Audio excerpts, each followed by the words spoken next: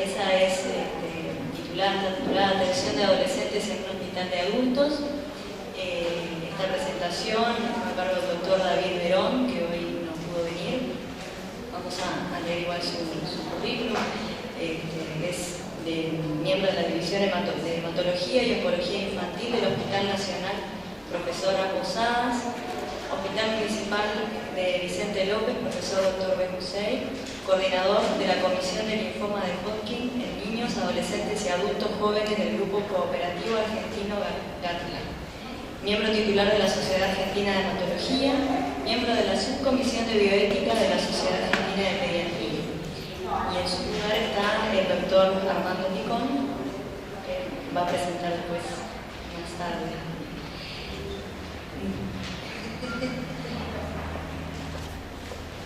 Autopresentación. Bueno, yo no soy David Verón. Eres médico de mi servicio, ya todas las cosas que hace David, muy buenas. Y en realidad yo estaba terminando mi presentación de la próxima mesa cuando me dijeron que antes estaba ahí, porque David no pudo venir. Me contaban que hubo alguna dificultad en el hospital con algo de tipo social, un suicidio, que está parece la muerte de una enfermera, no sé acuerdo conocer mejor el detalle si queréis contarlo, pero parece que alguien llegó al hospital con un cuadro psiquiátrico, amenazó suicidarse, subió a la terraza, una enfermera le dijo vení que te ayudo, y él tiró y se fueron los dos para abajo y se mataron los dos. Eso generó que David Verón no esté acá por una cuestión legal y todo lo que... Yo hoy no fui al hospital porque estaba acá a 4 cuadras en el ministerio, en una reunión, así que de esto no sé nada más que lo que me transmiten ellos. En realidad, no sé si vos querés iniciar, porque yo voy a tener que hablar algo de adolescentes en un hospital general, que sí tengo algo de experiencia con eso en el Posadas, pero no sé cuál era el perfil que le pensaba dar David. Bien, entonces presento a la licenciada Silvia Gamani, que es psicoanalista, licenciada en Psicología de la Universidad de Buenos Aires, psicóloga del Plan del Hospital Municipal Vicente López en Gran Buenos Aires, para la atención de pacientes oncológicos y hemato-oncológicos, miembro del equipo de adultos e interconsulta para pacientes adultos y jóvenes con enfermedades crónicas para la Fundación PROSAN del Grupo POSTE.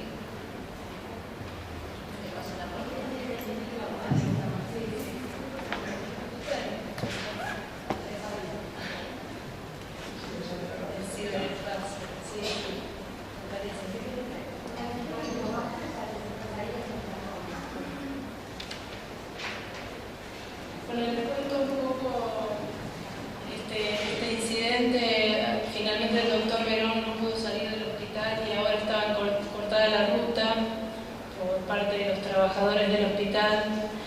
Así que una situación muy desgraciada que justo nos toca la salud mental que nos convoca acá.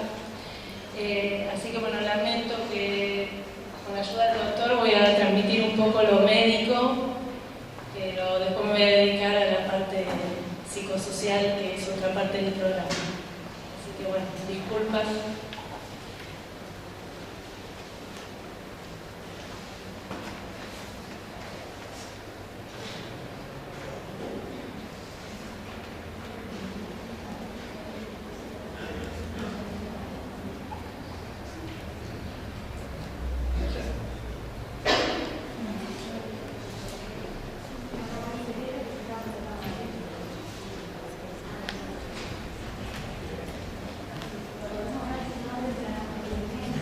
Doctor David, acá, se lo voy a tratar de transmitir, era pensar un poco qué es un adolescente, ¿no? Y hay distintos criterios. No hay que bajar. Acá el doctor había puesto algunas fotitos, adolescentes, adultos jóvenes, tratando de pensar en cómo ha variado los criterios que se toman para definir un adolescente según las épocas, las culturas, las comunidades. Acá tenemos distintos criterios. Por ejemplo, según la OMS, se define un adolescente por las edades comprendidas entre 15 y 20. UNICEF entre 15 y 24, según la ley argentina 14 y 21, que bueno, ha variado porque ahora la mayoría de edad se alcanza a los 18 años, acá en Argentina. Y acá tenemos esto, ¿no? Lo que una sociedad define en un momento histórico como adolescente. Esto, si quieren leer un poco esta definición, nos va a llamar la atención que podría estar entre lo que definiríamos hoy como adolescentes. Sin embargo, fue dicho por Sócrates hace 2500 años, ¿no? Parecen amar el lujo de los adolescentes, tienen malos modales, desprecian la autoridad, son irrespetuosos con los adultos, son inclinados a contradecir a sus padres, monopolizan la conversación cuando están en compañía. ¿Quién no lo sabe esto en las cenas de sus casas, ¿no? Con adolescentes. Tiranizan a sus maestros. Y en relación a Dostoyevsky, acá lo que me parece muy importante destacar es esto de que, también dicho por François Dolton, esa referencia de que cuando el príncipe empieza a querer luchar contra el rey, hay que agarrarse bien del sillón como rey para que ese adolescente tenga contra quién pelear, ¿no?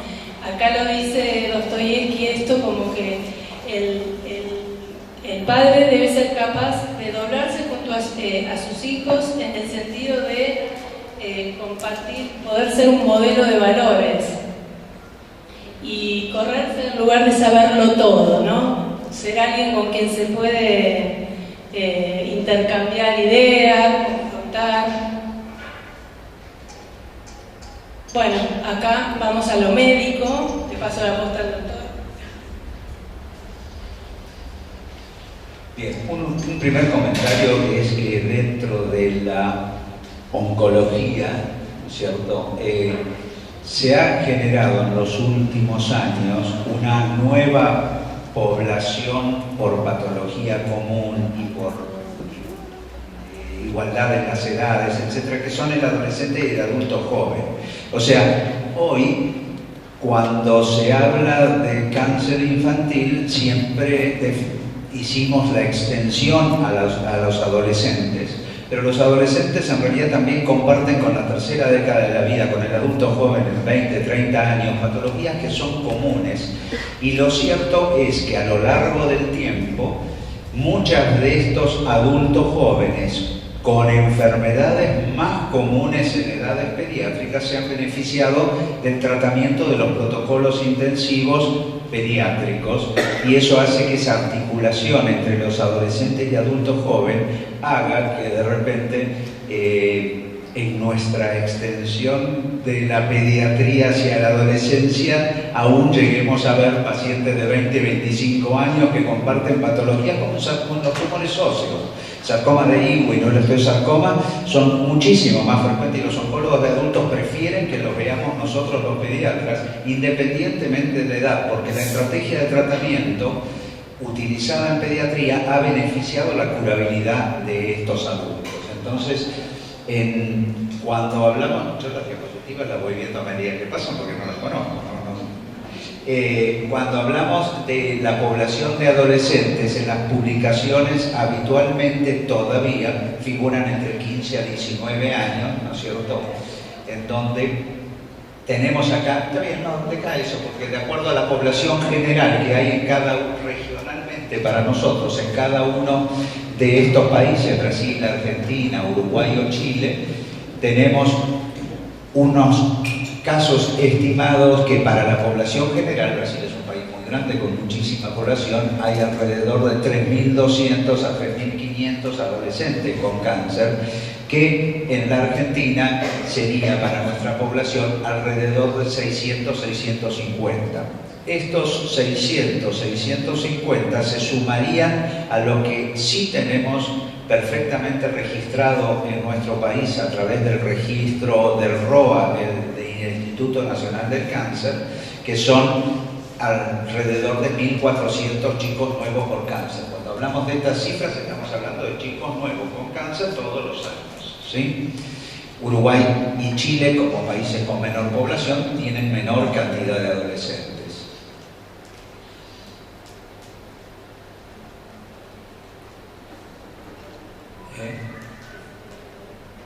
Sí.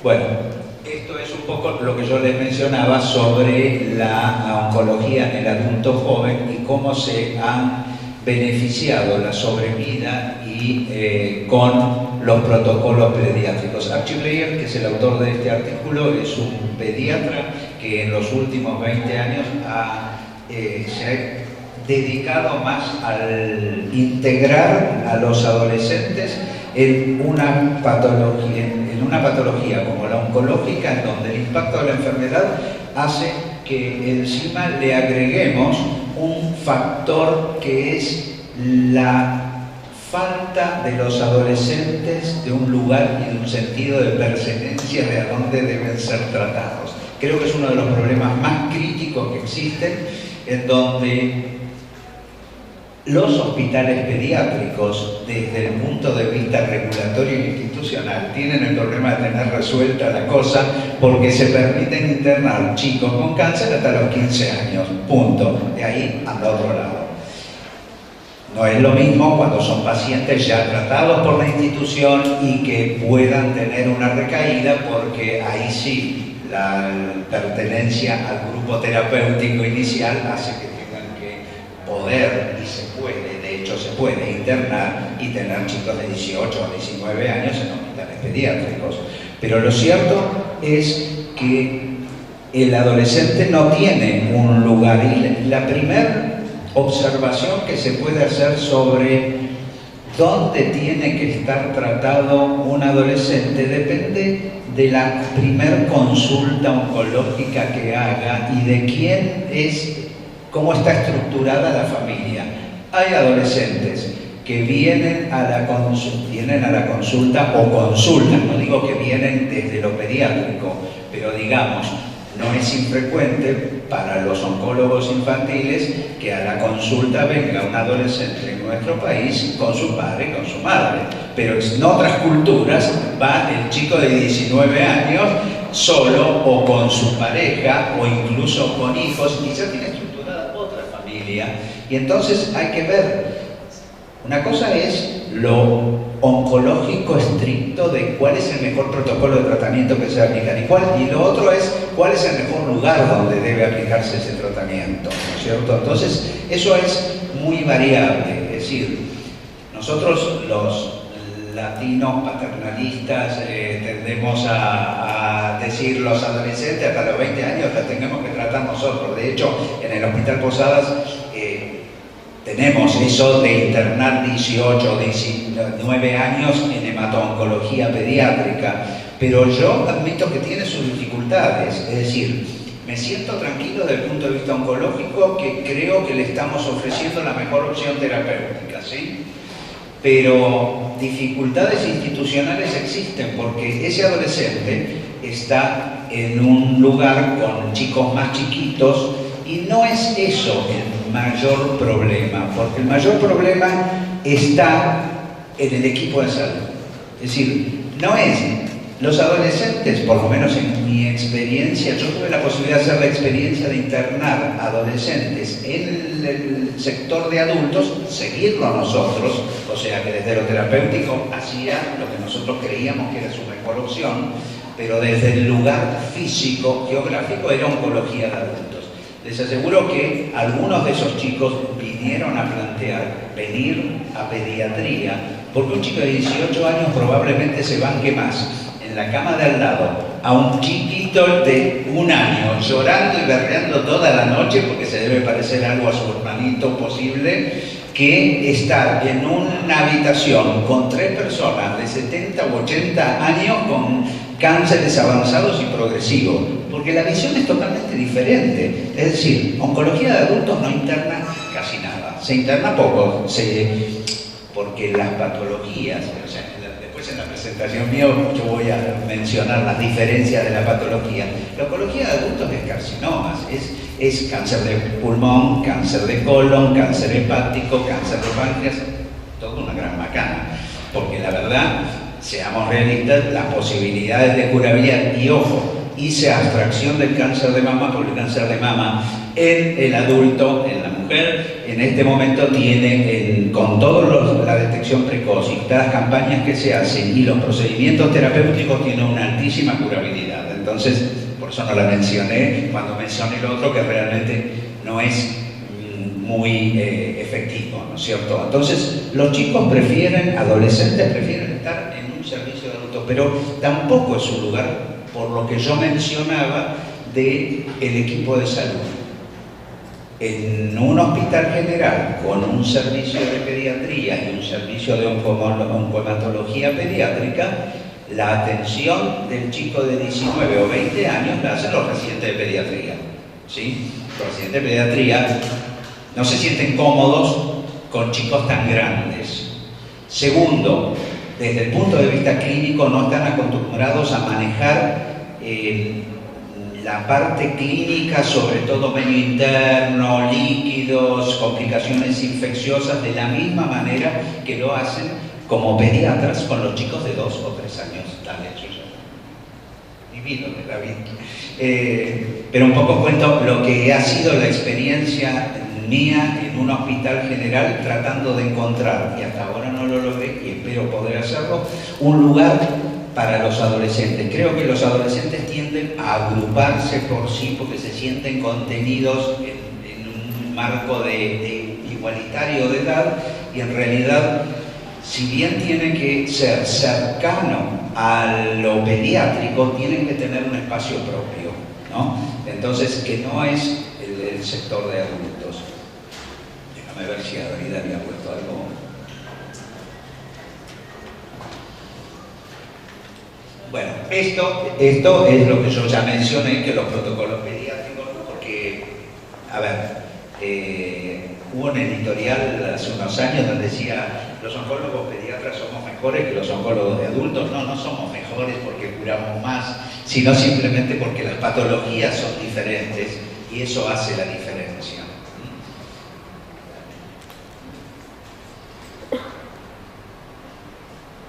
Incluir, bueno, incluir a los padres en consentimiento. Bueno, existe un marco regulatorio legal en donde se exige el asentimiento de los pacientes por encima de los 12 años de edad, ¿cierto? Con un abordaje interdisciplinario. ¿Sí? Bueno, y ahora debe haber algo particular de... Muchas gracias. Justo el doctor me dio el pie porque él hablaba de esta apuesta de generar un espacio propio para los adolescentes, ¿no? Bueno, de esto se trata esta presentación. Trabajamos con el doctor David desde fines del año pasado y un equipo de gente que ahora, bueno, el doctor David, unas colegas que están acá presentes, Flavia Ferreira, Flavia Medina, 2 enfermeras, Elena Roca y Teresa Massa, la licenciada Joana Berkovich, y 2 médicos, una oncóloga, la doctora Joana Bani, y el médico David Verón, pediatra y hematólogo, tratando de generar este espacio que llamamos un programa de atención integral para pacientes jóvenes con enfermedades oncológicas y hemato-oncológicas. Este programa está pensado, y ahí menciono unas palabras, como espacio de prevención, de atención, de elaboración y de acompañamiento.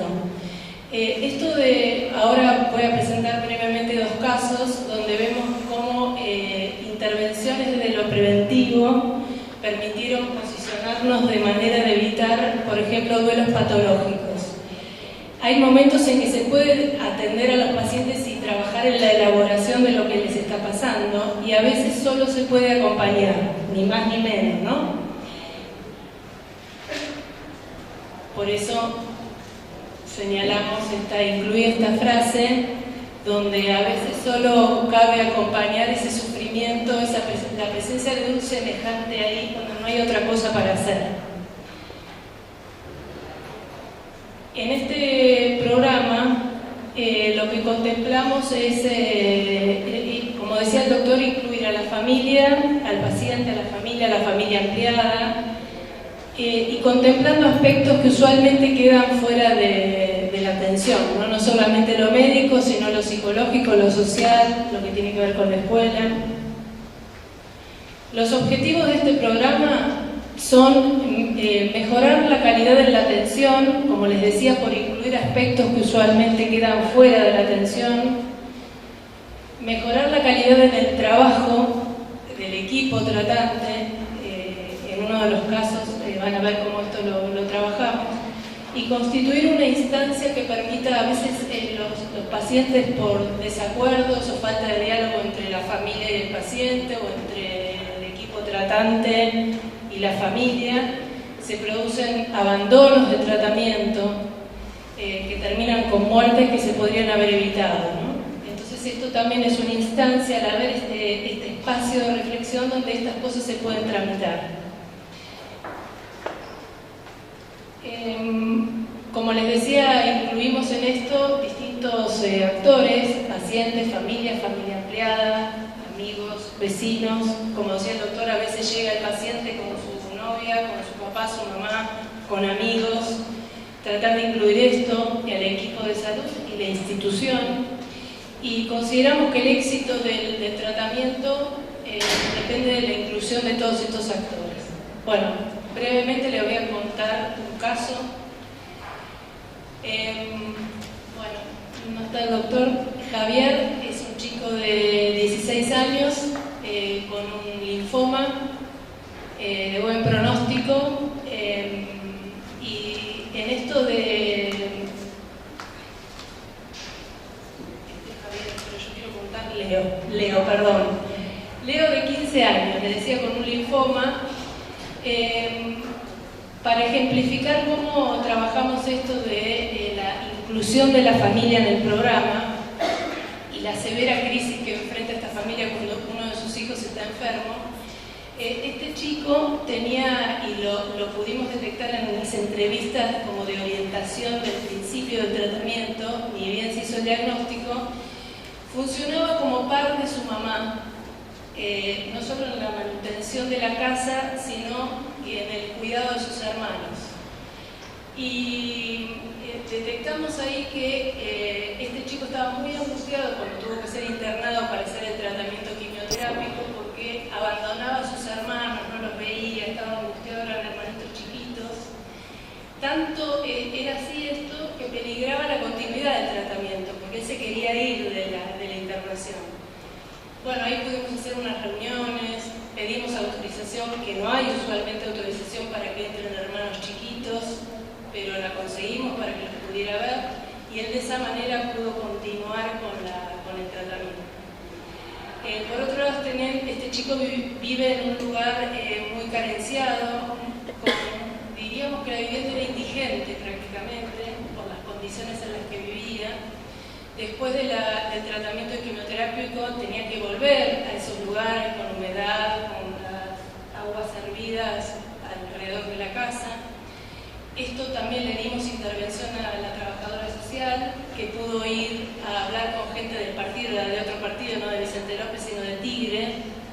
Se pudieron conseguir subsidios para que se mejorara la casa de este chico, a donde pudo volver en otras condiciones. Y en relación al seguimiento post-tratamiento y de lo que se llaman los sobrevivientes del cáncer, hicimos una reunión de externación que coordinó el doctor David, donde vinieron los padres, los hermanos, las novias de los hermanos, los hermanitos chiquitos, algún amigo, donde todos pudieron hablar qué dudas tenían, qué inquietudes. No solo se fueron con las indicaciones médicas, familiares de referencia con los cuales nosotros como equipo pudiéramos contactar. Y de esta reunión volvió después una foto que el paciente hizo sacar con toda la familia y el doctor, y bueno, después se la trajo de regalo unos meses después. Y en relación a esto de la atención de sobrevivientes del cáncer, nosotros pensamos que estos equipos funcionan como referentes, como lugares de pertenencia muchos años después. Hay una paciente que atendimos, que yo atendí hace 10 años con un linfoma cuando tenía 20 años. 10 años después volvió porque tenía cuestiones de pareja, cuestiones laborales, pero ese espacio había funcionado como un lugar de referencia donde algo de lo nuevo que le pasaba pudo venirlo a tratar, tuvo unas entrevistas y listo, termino, no tenía nada que ver con el linfoma. Pero fue un espacio que 10 años después seguía estando ahí, ¿no? Disponible para los sobrevivientes del cáncer. Bueno, me voy a saltear una porque voy a terminar después con el caso. Les cuento rápido que los dispositivos que tenemos previstos son, una vez que se efectúa la entrevista con el médico, hay un equipo de trabajo que se llama orientación hospital de día, que es para evacuar todas las dudas o tramitar inquietudes, que coordina una enfermera y una psicóloga en relación a los tratamientos de quimioterapia. Después hay una entrevista con un equipo de orientación psicosocial, donde se detectan distintas problemáticas y se puede derivar a terapia individual para algún familiar, entrevistas familiares. Estamos pensando que hasta ahora no ocurrió, pero bueno, que en algún caso podamos tener que trabajar con la escuela, está previsto que alguno del equipo se encargue, o hacer talleres sobre distintas problemáticas, grupos de padres. Esos son los dispositivos que tenemos previstos para cuando haya necesidad. Bueno, para terminar, el caso de Javier,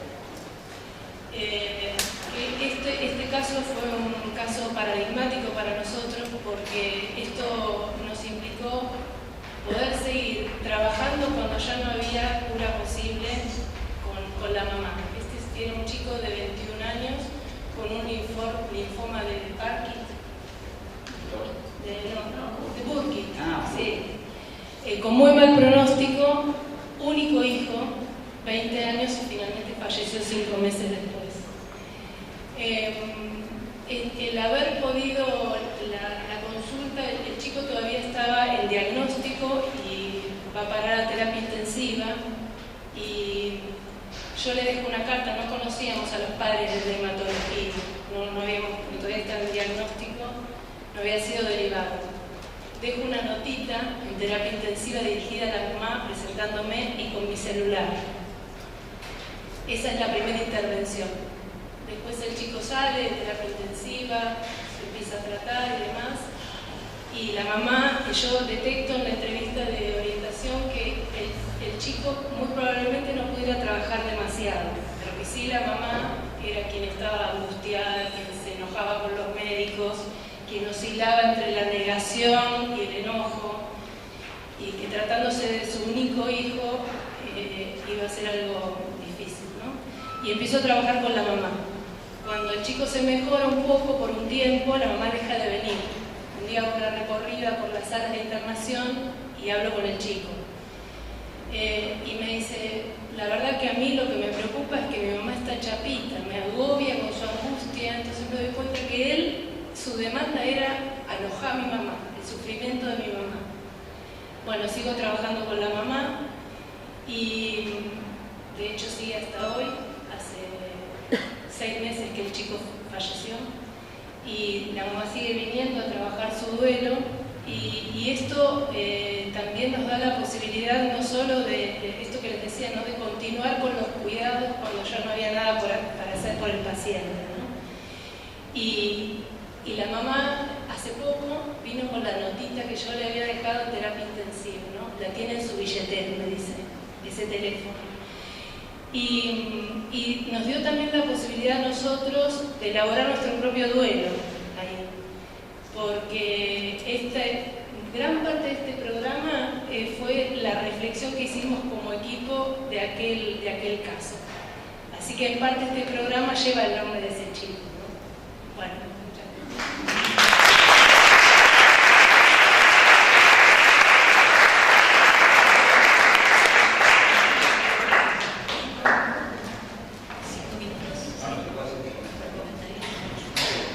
Que tiene que ver con lo que contaste recién y con Javier. Yo siempre sostengo que un chico con cáncer no es un chico enfermo, es una familia enferma en donde se intercambian todos los roles y el ejemplo que yo tengo es que tiene que ver con los adolescentes, justamente un chico hace años ya de esto, un chico de 18 años con un linfoma progresado y terminal que en un diálogo que tuvimos él y yo me preguntó, ¿me voy a morir? La respuesta obviamente fue sí, sí, se iba a morir. Y la respuesta de él fue: digo, no se lo digas a mis viejos, pues se van a poner muy mal, ¿no? O sea, la protección que él estaba haciendo de sus padres sabiendo que tenían una enfermedad. Sí. Quería saber una consulta, si ustedes tienen algún protocolo que siguen cuando hay un adolescente que se niega al tratamiento, considerando, digamos, una situación en la que ya se agotaron las instancias y los recursos terapéuticos, sociales, y es una decisión, digamos, del adolescente no querer tomar el tratamiento con chance curativa, ¿no es cierto? Tal vez ante la primera o segunda recaída de la enfermedad. Si alguna vez nos ha tocado alguna situación así, ¿qué mecanismos son los que se utilizan a veces institucionalmente o estrategias terapéuticas?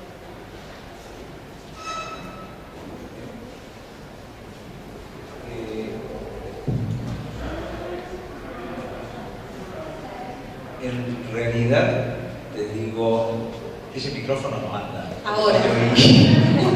A pesar de que tengo el audífono puesto. ¿Cuál era la pregunta? La decisión del adolescente de no continuar un tratamiento con vías, digamos... ¿De no continuar o de no iniciar? De no continuar. Un niño que haya transcurrido, un adolescente que haya transcurrido una primera instancia y una segunda recaída de la enfermedad, o sea, con esa situación, con ese escenario, ¿qué recursos despliegan? Si tienen un protocolo institucional o cómo lo piensan. Es decir, los chicos, incluyendo los adolescentes con cáncer, se tratan en la mayor parte del mundo en protocolos multiinstitucionales, incluso internacionales, pero precisamente porque la fortaleza que dio a que los chicos puedan curarse fue que, siendo tan pocos, tuviéramos que juntarnos todos para hacer todo lo mismo y poder sacar conclusiones válidas, ¿no es cierto? Pero en el marco de los adolescentes hay algo regulatorio legal que tienen que firmar un asentimiento, y ese asentimiento les da autonomía para poder decidir en algún momento si quieren o no continuar con el tratamiento. Porque con adolescentes de 12 a 18 años tienen que firmar asentimiento junto con el consentimiento de los padres. Uno puede, lo cual le da fortaleza legal a decir no quiero.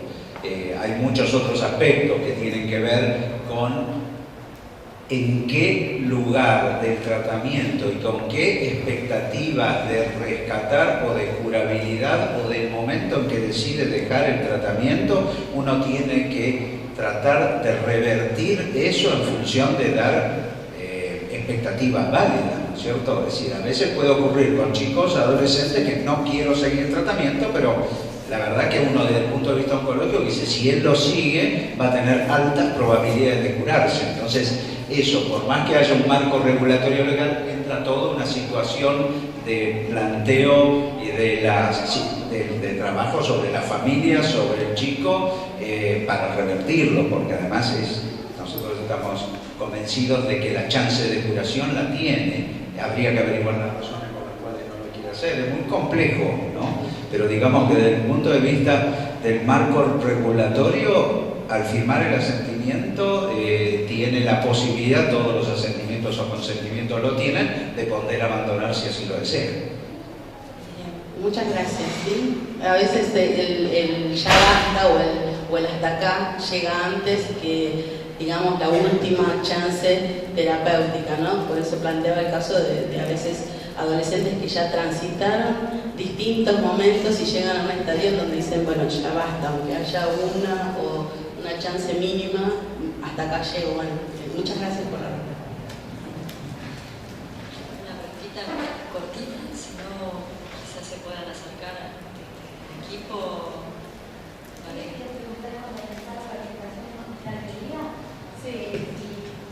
¿Cómo pensaron esa instancia dentro del programa? Me pareció muy interesante porque ordena mucho las intervenciones para nosotros, ¿no? Nosotros lo tenemos previsto como un horario semanal en el que se reúne el circuito es: el paciente va a pedir turno para hospitalería para hacer el tratamiento una vez que el médico se lo indicó. Ahí mismo le dan las citas, se les ofrece que vayan a esta reunión de orientación. las mismas enfermeras les ofrecen esto. Y bueno, si están de acuerdo, concurren, pueden concurrir solos, con familiares, con quien quieran, lo coordinan la enfermera y una psicóloga, y ahí se aclaran dudas en relación al tratamiento, todas estas incertidumbres de cosas colaterales en relación a los tratamientos, aparecen cuestiones psicológicas individuales, que ahí se da la orientación a la admisión de psicoterapia.